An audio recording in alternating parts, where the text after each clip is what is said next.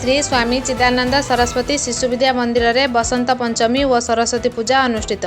Purushottampur block अंतर्गत जामुनी ग्राम शिशु विद्या मंदिर में पंडित श्री रवींद्र कुमार नंदक द्वारा पूजार्चना होईछि। माघ मास शुक्ल पक्ष पंचमी तिथि सरस्वती पूजा 1998 मसीहा ठारू पालित होई आसुअछि। सुनाम अर्जन करिथिबा शिशु विद्या मंदिर जामुनी पुरुषोत्तमपुर ब्लॉक प्रथम स्थान अधिकार मिलुछि। प्रधान आचार्य सीमांचल पाणिग्राही तत्वावधान में कार्यक्रम को सफलतार सह परिचालना करथिले। विद्यालय में अध्ययन करती 300 रु ऊर्ध्व समस्त छात्र छात्री जोग देइथिले।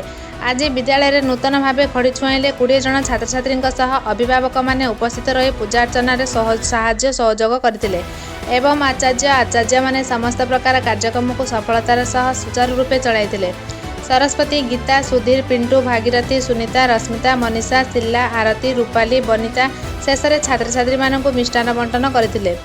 आजिर कार्यक्रम में विद्यालय प्रतिष्ठाता रमाकांत पाढ़ी पूजा कार्य परिचालना करथिले। समस्त कुनी कुनी छात्र छात्री मानक मिष्टान बंटन और आचार्य मानक हार्दिक शुभेच्छा सह साधुवाद जणाइथिले। प्रधान आचार्य विद्यालय 1919 मसीहा प्रतिष्ठा हुई यही दिन ठारू प्रति वर्ष माघ मास शुक्ल पक्ष पंचमी तिथि सरस्वती पूजा आम पालन कर आमर विद्यालय में प्रति वर्ष खड़ी छुआ भी हुए। आज भी बहुत पिला खड़ी छुईं।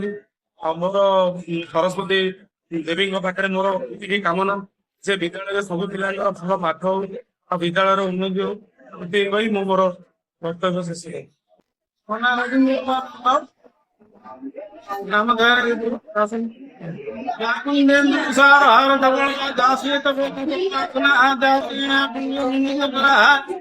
सरस्वती देवी नमः